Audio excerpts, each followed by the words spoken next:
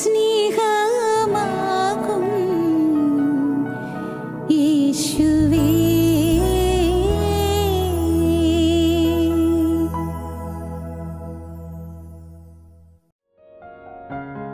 ഞങ്ങളും ക്രൂശിക്കപ്പെട്ട ക്രിസ്തുവിനെ പ്രസംഗിക്കുന്നു. ദൈവ തിരുനാമത്തിന് മഹത്വം ഉണ്ടാകട്ടെ. യെശയ്യാ പ്രവാചകൻ്റെ പുസ്തകം 41-ാം അധ്യായം 13-ാം വാക്യം മുതൽ വായിക്കാം. 41-ാം അധ്യായം 13-ാം വാക്യം മുതൽ. നിന്റെ ദൈവമായ യഹോവ എന്ന് ഞാൻ നിന്റെ വലം കൈ പിടിച്ച് നിന്നോട് ഭയപ്പെടേണ്ട, ഞാൻ നിന്നെ സഹായിക്കുമെന്ന് പറയുന്നു. പുഴുവായ യാക്കോബേ, ഇസ്രായേൽ പരീക്ഷയെ ഭയപ്പെടേണ്ട, ഞാൻ നിന്നെ സഹായിക്കുമെന്ന് യഹോവ അരുളിച്ചെയ്യുന്നു. നിന്റെ വീണ്ടെടുപ്പുകാരൻ ഇസ്രായേലിൻ്റെ പരിശുദ്ധൻ തന്നെ. ദൈവത്തിന് സ്തോത്രം. നിന്റെ ദൈവമായ യഹോവ എന്ന ഞാൻ നിന്റെ വലം കൈ പിടിച്ച് നിന്നോട് ഭയപ്പെടേണ്ട, ഞാൻ നിന്നെ സഹായിക്കും എന്ന് പറയുന്നു. ദൈവം വലം കൈക്ക് പിടിച്ചിരിക്കുന്നു. എന്തൊരു ഉറപ്പാണത്! ദൈവം വലം കൈക്ക് പിടിച്ചിരിക്കുന്നു. പരീക്ഷാ ഹാളിലിരിക്കുമ്പോൾ കർത്താവ് വലം കൈക്ക് പിടിക്കുന്നു. ഉറപ്പല്ലേ? ജോലി ചെയ്ത് ക്ഷീണിച്ച് തളരുമ്പോൾ, ശരീരം വാടുമ്പോൾ, എവിടെയെങ്കിലും ഒന്ന് ഇരിക്കുകയോ കിടക്കുകയോ ചെയ്താൽ മതിയായിരുന്നു ഓർക്കുമ്പോൾ കർത്താവിൻ്റെ കരം വന്ന്, വലം കരം വന്ന് പിടിക്കുന്നു, വലം കൈക്ക് പിടിക്കുന്നു. സ്തോത്രം. നിരാശകരമായ സാഹചര്യങ്ങൾ വരുന്നു, കുടുംബത്തിൽ ക്ലേശങ്ങൾ വരുന്നു, കുടുംബത്തിൽ അഭിപ്രായ വ്യത്യാസങ്ങൾ ഉണ്ടാകുന്നു, ഐക്യം നഷ്ടപ്പെടുന്നു, അമ്മായിയമ്മയും മരുമോളും തമ്മിൽ ഇഷ്ടക്കുറവാകുന്നു, അമ്മായിയമ്മയുടെ പോരുകൊണ്ട് മോളുടെ ഉള്ളം ഇങ്ങനെ വിങ്ങുന്നു, സ്നേഹമില്ലായ്മ വീട്ടിൽ മുഴുവനും ഹൃദയത്തെ പിളർക്കുന്ന വിധത്തിൽ മനസ്സിലേക്ക് ആഞ്ഞടിക്കുന്നു. ഭർത്താവിൻ്റെ മർദ്ദനം, കൈകൊണ്ടുള്ള മർദ്ദനം, കാലുകൊണ്ടുള്ള മർദ്ദനം, ഏറ്റവും ഉപരിയായി വാക്കുകൾ കൊണ്ടുള്ള കൂരമ്പ് പ്രയോഗം, വാക്കുകൾ കൊണ്ടുള്ള കത്തിപ്രയോഗം, ഹൃദയം മുറിപ്പെടുത്തുന്ന വാക്കുകൾ. കർത്താവ് പറയുന്നു, പുഴുവായി യാക്കോബേ, ഭയപ്പെടേണ്ട, ഞാൻ എൻ്റെ വലം കരം കൊണ്ട് നിന്നെ പിടിച്ചിരിക്കുന്നു. സ്തോത്രം.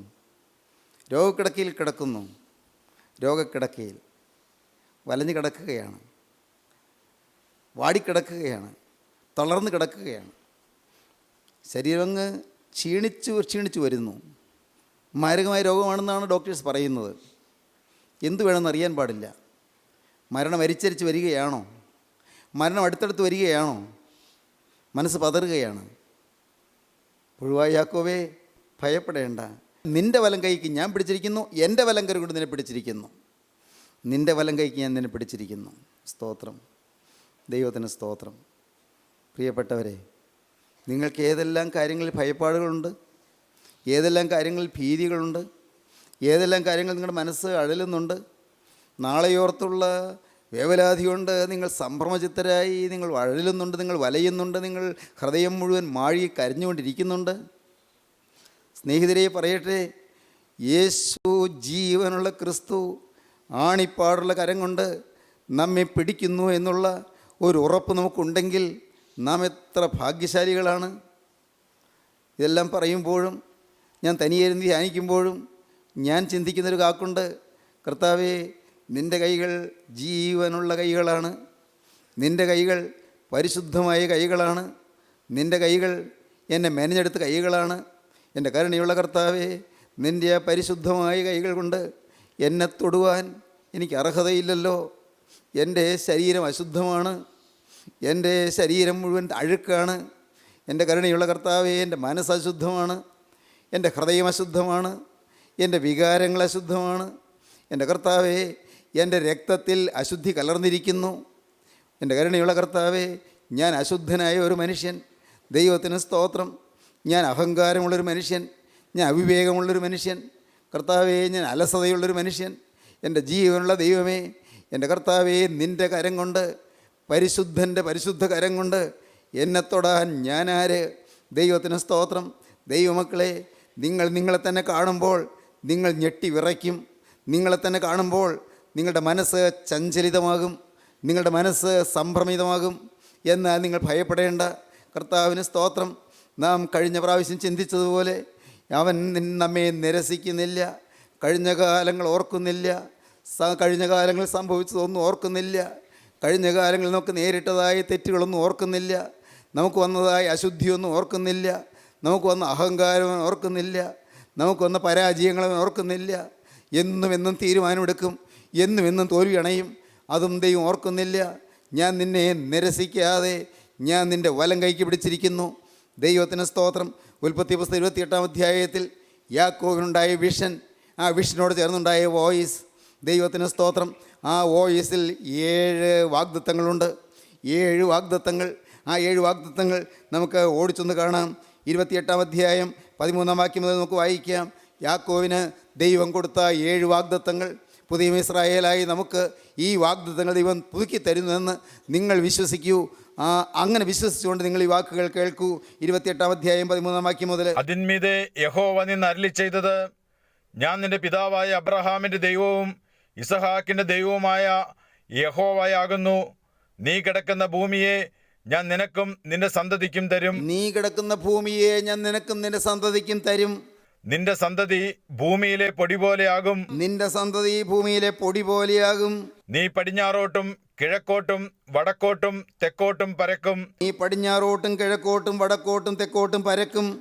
നീ മുഖാന്തരവും നിന്റെ സന്തതി മുഖാന്തരവും ഭൂമിയിലെ സകല വംശങ്ങളും അനുഗ്രഹിക്കപ്പെടും.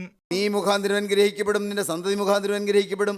നീ മുഖാന്തരവും നിന്റെ സന്തതി മുഖാന്തരവും ഭൂമിയിലെ സകല വംശങ്ങളും അനുഗ്രഹിക്കപ്പെടും. ഇതാ ഞാൻ നിന്നോട് കൂടെയുണ്ട്. ഇതാ ഞാൻ നിന്നോട് കൂടെയുണ്ട്. നീ പോകുന്നിടത്തൊക്കെ നിന്നെ കാത്ത് ഈ രാജ്യത്തേക്ക് നിന്നെ മടക്കി വരുത്തും. നീ പോകുന്നിടത്തൊക്കെയും ഞാൻ നിന്നെ കാത്ത് ഈ രാജ്യത്തേക്ക് നിന്നെ മടക്കി വരുത്തും. ഞാൻ നിന്നെ കൈവിടാതെ നിന്നോട് അരുളി ചെയ്തത് നിവർത്തിക്കും. ഞാൻ നിന്നെ കൈവിടുകയില്ല. നിനക്ക് ഞാൻ തന്ന വാഗ്ദത്തങ്ങൾ ഞാൻ നിവർത്തിക്കും. 7 വാഗ്ദത്തങ്ങൾ എണ്ണി നമുക്ക് കണ്ടു പഠിക്കാവുന്നതാണ്. ഇപ്പോൾ അതൊന്നും വിശദീകരിക്കാൻ ഞാൻ നോക്കുന്നില്ല. നിങ്ങൾക്ക് നോക്കി കണ്ടു പഠിക്കാം. 7 വാഗ്ദത്തങ്ങൾ. ഇസ്ഹാക്കിൻ്റെ അപ്പനായ അബ്രഹാമിന് ദൈവം വാഗ്ദത്തം കൊടുത്തപ്പോൾ ഉൽപ്പത്തി പുസ്തകം 12-ാം അധ്യായത്തിൻ്റെ ആദ്യ ഭാഗത്ത് 7 വാഗ്ദത്തങ്ങൾ നാം കാണുന്നുണ്ട്. 7 വാഗ്ദത്തങ്ങൾ പൂർണ്ണതയെ കാണിക്കുന്നു. 7 പൂർണ്ണതയെ കാണിക്കുന്നു. 7 വാഗ്ദത്തങ്ങൾ ദൈവം അബ്രഹാമിന് കൊടുത്തു. ആ 7 വാഗ്ദത്തങ്ങൾ ദൈവം പിന്നീട് ഇസ്ഹാക്കിന് പുതുക്കി കൊടുത്തു. ആ വാഗ്ദത്തങ്ങൾ തന്നെ ദൈവം യാക്കോബിന് പുതുക്കി കൊടുക്കുന്നു. തലമുറകൾ മാറി മാറി വരുന്നു. ദൈവത്തിൻ്റെ വാക്ക് മാറുന്നില്ല. എൻ്റെ ദൈവത്തിന് സ്തോത്രം. പ്രിയപ്പെട്ടവരെ, നാം ഈ ഭൂമിയിൽ നിന്ന് കടന്നു പോകും. എന്നാൽ നമ്മോട് പറഞ്ഞ വാക്കുകൾ ദൈവം മറക്കുകയില്ല. നമ്മുടെ മക്കൾക്ക് ആ വാക്കുകൾ അനുഗ്രഹമായി തീരും. ദൈവത്തിന് സ്തോത്രം. നാം ഈ ഭൂമിയിൽ നിന്ന് മാറ്റപ്പെട്ടു പോകും. അനന്തര തലമുറ വരും. അനന്തര തലമുറയ്ക്ക് ഈ വാഗ്ദത്തങ്ങൾ ദൈവം പുതുക്കി നൽകും. കർത്താവിന് സ്തോത്രം. തലമുറകൾ കഴിഞ്ഞു പോകുന്നു. ഓരോ ദിവസം കഴിയും തോറും നാം നമ്മുടെ ജീവിതാവസാനത്തോട് അടുക്കുന്നു. ഓരോ ദിവസം കഴിയും തോറും നാം നമ്മുടെ മരണത്തോടടുക്കുന്നു. ഓരോ ദിവസം കഴിയും തോറും നാം കർത്താവായ യേശുവിൻ്റെ 2ാമത്തെ വരവിനോട് അടുക്കുന്നു. ഓരോ ദിവസം കഴിയും തോറും നാം പുതിയ ആകാശത്തോട് പുതിയ ഭൂമിയോട് അടുത്തുകൊണ്ടിരിക്കുന്നു. ദൈവത്തിന് സ്തോത്രം. സഹോദരങ്ങളെ, എന്നാൽ ജീവനുള്ള ദൈവം, അവിടുത്തെ വാക്കുകൾ മാറുന്നില്ല. നാം വാക്ക് മാറിയവരാണ്. നാം ദൈവത്തോട് പറഞ്ഞ വാക്കുകൾ ചിലത് മാറിയിട്ടുണ്ട്. ദൈവത്തോട് പറഞ്ഞ സമർപ്പണങ്ങൾ ചിലത് തെറ്റിച്ച് കളഞ്ഞിട്ടുണ്ട്. ദൈവസന്നിധിയിലെടുത്ത ചില പ്രതിഷ്ഠകൾ നാം ലംഘിച്ചു പോയിട്ടുണ്ട്. ദൈവസന്നിധിയിൽ നാം എടുത്ത ചില തീരുമാനങ്ങൾ നാം മാറ്റിപ്പോയിട്ടുണ്ട്. ഇല്ലേ, നാം പലതും പുറകോട്ട് മാറിയിട്ടില്ലേ? പലതും നാം ലംഘിച്ചു പോയിട്ടില്ലേ? പലതിൽ നമുക്ക് തെറ്റുകൾ സംഭവിച്ചില്ലേ? പക്ഷേ ദൈവം മാറുകയില്ല. അവനൊരു വാക്ക് പറഞ്ഞാൽ മാറുകയില്ല. Jesus Christ the same yesterday today and for ever. ഇന്നലെയും ഇന്ന് എന്നേക്കും അവൻ മാറ്റമില്ലാത്തവനാണ്. എനിക്ക് ആ വാക്യം വളരെ ഇഷ്ടമാണ്. അവൻ മാറ്റമില്ലാത്തവനാണ്. ഞാൻ മാറിയിട്ടുണ്ട്. ഞാൻ വാക്ക് മാറിയിട്ടുണ്ട്. ഞാൻ വാഗ്ദത്തങ്ങൾ മാറിയിട്ടുണ്ട്. ഞാൻ അവനോട് പറഞ്ഞ പ്രതിജ്ഞകൾ ലംഘിച്ചിട്ടുണ്ട്. പക്ഷേ എൻ്റെ ദൈവം മാറിയിട്ടില്ല. സ്വർഗത്തിലെ ദൈവം മാറുകയില്ല. അവൻ്റെ വാക്ക് ഒരിക്കലും ഊവ എന്നും പിന്നൊരിക്കൽ ഇല്ല എന്നും ആയിരിക്കുകയില്ല. അവൻ്റെ വാക്ക് എല്ലാം ഊവ എന്നും ആമേൻ എന്നും തന്നെയാണ്. എന്നും അങ്ങനെ തന്നെ. ദൈവത്തിന് സ്തോത്രം. മാറ്റമില്ലാത്തവനായ ദൈവം ഇന്ന് നിങ്ങൾക്ക് ചില വാഗ്ദത്തങ്ങൾ തരികയാണ്. ദൈവം നിങ്ങൾക്ക് ചില ഉറപ്പുകൾ തരികയാണ്. ദൈവം നിങ്ങളെ അനുഗ്രഹിക്കാൻ തീരുമാനിച്ചിരിക്കുകയാണ്. നിങ്ങളുടെ ജീവിതത്തിലെ പഴയകാലം ഓർക്കുന്നില്ല. ദൈവത്തിന് സ്തോത്രം. യാക്കോവിൻ്റെ പഴയകാലം ഓർത്തിട്ടല്ല ദൈവം യാക്കോവിനെ അനുഗ്രഹിക്കുന്നത്. ദൈവം യാക്കോവിനെ കാണുന്നത്. ദൈവത്തിന് സ്തോത്രം. സ്തോത്രം. വരും കാലങ്ങളിൽ യാക്കോബ് എങ്ങനെ നിൽക്കുമെന്നുള്ളതാണ് ദൈവം കാണുന്നത്. ദൈവം കാണുന്നിടത്തേക്ക് യാക്കോബിനെ നയിക്കാനാണ് ദൈവത്തിൻ്റെ ഉദ്യമം. ദൈവത്തിന് സ്തോത്രം. ദൈവം ഇപ്പോഴത്തേത് മാത്രമല്ല കാണുന്നത്, ദൈവം വളരെ വളരെ മുന്നോട്ട് കടന്ന് അടുത്ത കാലങ്ങൾ, പിന്നീടുള്ള കാലങ്ങൾ ദൈവം കാണുകയാണ്. ഈ യാക്കോബ് ഫറവോനെ ചെന്ന് രണ്ട് കൈ ഉയർത്തി അനുഗ്രഹിക്കുന്നത് ദൈവം കാണുന്നുണ്ട്. ഇനി സംഭവിക്കാൻ പോകുന്നേ ഉള്ളൂ. ദൈവത്തിന് സ്തോത്രം. ഈ യാക്കോബ് മരിക്കാൻ കിടക്കുമ്പോൾ മക്കളെ എല്ലാം അടുക്കൽ വിളിച്ച് ഓരോരുത്തരെ പ്രവചനാത്മകമായി അനുഗ്രഹിക്കുന്നത് ദൈവം കാണുന്നുണ്ട്. ഈ യാക്കോബ് മക്കളെക്കുറിച്ച് പ്രവചനം പറയുന്നത് ദൈവം കാണുന്നുണ്ട്. ഈ യാക്കോബ് വരും കാലങ്ങളിൽ സംഭവിക്കാനിരിക്കുന്ന കാര്യങ്ങൾ മുൻകൂട്ടി പ്രസ്താവിക്കുവാൻ ആത്മാവിന് നിറവ് പ്രാപിക്കുന്നത് ദൈവം കാണുന്നുണ്ട്. ദൈവത്തിന് സ്തോത്രം. യാക്കോബിൻ്റെ സന്തതി പരമ്പരകൾ അനുഗ്രഹിക്കപ്പെടുന്നത് ദൈവം കാണുന്നുണ്ട്. ഇടയ്ക്ക് പ്രിയപ്പെട്ടവരെ, യാക്കോബിൻ്റെ സന്തതി പരമ്പരകൾ അവർ ലോകത്തിൻ്റെ നാനാഭാഗങ്ങളിലായി ചിതറപ്പെട്ടു പോയി. ദൈവം വാക്ക് മാറാത്തവനാണ്. ദൈവത്തിൻ്റെ വാഗ്ദത്തത്തിന് മാറ്റമില്ല. നീ കിടക്കുന്ന ഭൂമിയെ ഞാൻ നിനക്ക് നിന്റെ സന്തതിക്കും തരും, നിന്റെ സന്തതി ഭൂമിയിലെ പൊടി പോലെയാകും. ദൈവത്തിന് സ്തോത്രം. യാക്കോബ് ഒന്ന് ഞെട്ടി. എങ്ങനെ? അത്ഭുതം കൊണ്ട്. ഭയന്നല്ല, അത്ഭുതം കൊണ്ട്. എന്താണ് കർത്താവ് പറയുന്നത്?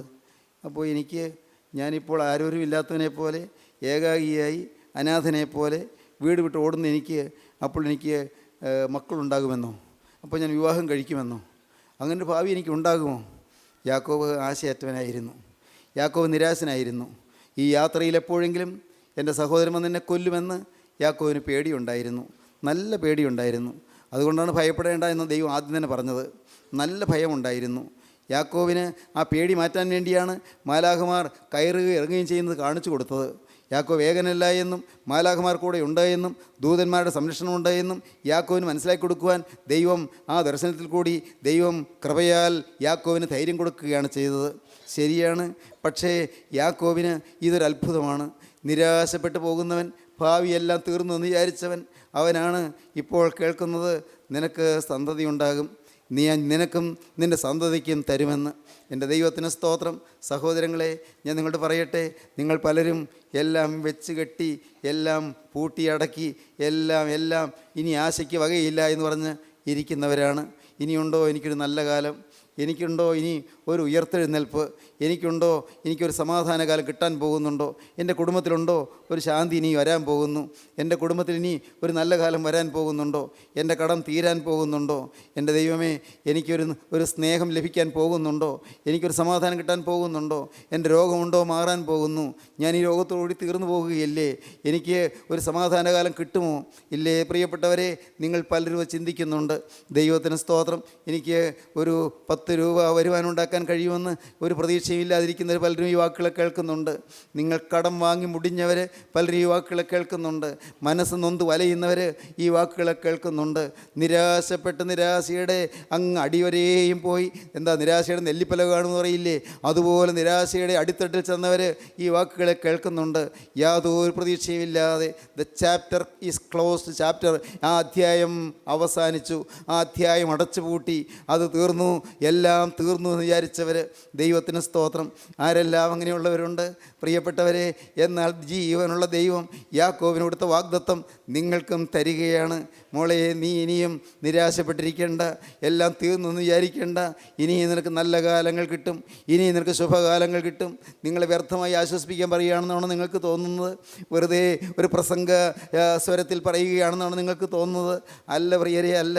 ഞാൻ നിങ്ങളോട് പറയട്ടെ, ആത്മാർത്ഥമായി പറയട്ടെ, സ്വർഗത്തിലെ ദൈവം, നിത്യനായ ദൈവം നിങ്ങൾക്ക് ചില ഉറപ്പുകൾ തരികയാണ്. ഇനിയും നിങ്ങൾക്ക് നല്ല കാലങ്ങളുണ്ട്. നിങ്ങൾ പ്രത്യാശ പ്രാപിച്ചുകൊള്ളൂ. നിങ്ങളാരും നിരാശപ്പെടേണ്ട. നിങ്ങൾ ആത്മഹത്യ ചെയ്യാൻ കരുതിയവരല്ലേ? മരിച്ചാൽ മതിയെന്ന് ഓർത്തവരല്ലേ? എൻ്റെ നല്ല കാലം പോയല്ലോ, ഞാൻ അങ്ങ് മരിച്ച് വഴി മാറിക്കൊടുത്തേക്കാമെന്ന് ഓർത്തതല്ലേ?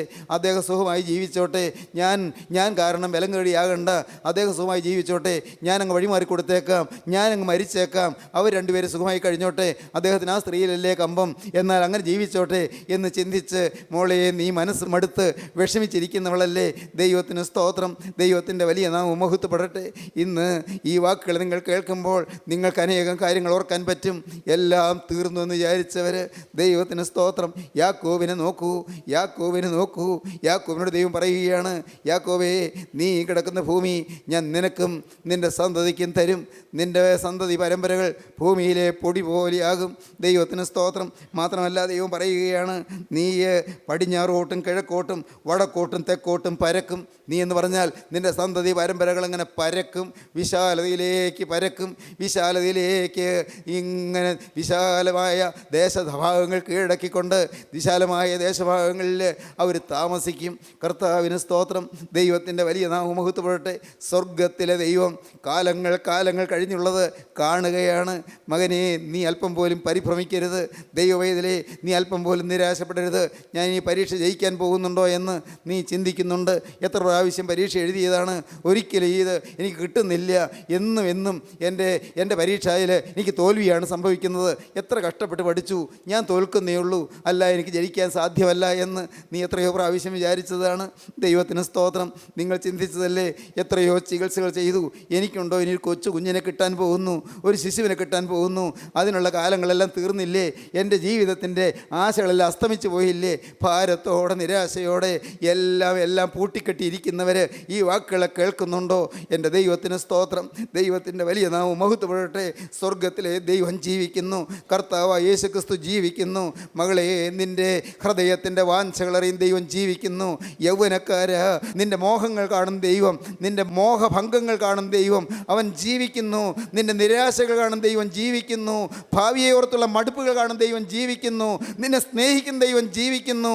ഇന്നത് കേട്ടുകൊണ്ടിരിക്കുമ്പോൾ അവൻ നിൻ്റെ അരികത്തേക്ക് വരികയാണ്, അവൻ നിന്നെ താങ്ങുകയാണ്, അവൻ നിന്നെ തലോടുകയാണ്, അവൻ്റെ കരം നിന്റെ ശിരസിൽ വയ്ക്കുകയാണ്, അവൻ നിൻ്റെ ഹൃദയത്തിലേക്ക് കടന്നു വരുവാൻ വെമ്പലോടെ നിൽക്കുകയാണ്, അവൻ വാതിക്കൽ നിന്ന് മുട്ടുകയാണ്. മകനെ നിൻ്റെ ഹൃദയം നീ എനിക്ക് തുറന്നു തരൂ. നിരാശ കൊണ്ട് മൂടിയിരിക്കല്ലേ, നിരാശ കൊണ്ട് വാതിൽ അടച്ചിരിക്കല്ലേ, നിൻ്റെ ഹൃദയത്തിൻ്റെ ഭയം കൊണ്ട് വാതിൽ അടച്ചിരിക്കല്ലേ, എല്ലാം തീർത്ത് കെട്ടി അടച്ചുപൂട്ടിയിരിക്കല്ലേ. നിൻ്റെ ഹൃദയം എനിക്ക് തുറന്നു തരൂ, ഞാൻ അകത്തേക്ക് വരാമെന്നാണ് പറയുന്നത്. ഞാനിതാ വാതിക്കൽ നിന്ന് മുട്ടുന്നു, ആരെങ്കിലും എൻ്റെ ശബ്ദം കേട്ട് വാതിൽ തുറന്നാൽ ഞാൻ അകത്ത് ചെന്ന് ഞാൻ അവനോടും അവൻ എന്നോടും കൂടി അത്താഴം കഴിക്കുമെന്നാണ് യേശു പറയുന്നത്. ഇന്ന് ഈ വാക്കുകളെ കേട്ടുകൊണ്ടിരിക്കുമ്പോൾ പ്രിയപ്പെട്ടവരെ, യേശു ക്രിസ്തു നിങ്ങളുടെ അരികത്ത് വന്നിരിക്കുന്നു വിശ്വസിച്ചുകൊണ്ട് അവൻ്റെ ആണിപ്പാടുള്ള കരങ്ങളിലേക്ക് നിങ്ങൾ വിട്ടുകൊടുക്കൂ, നിങ്ങളെ ഏൽപ്പിച്ചു കൊടുക്കൂ.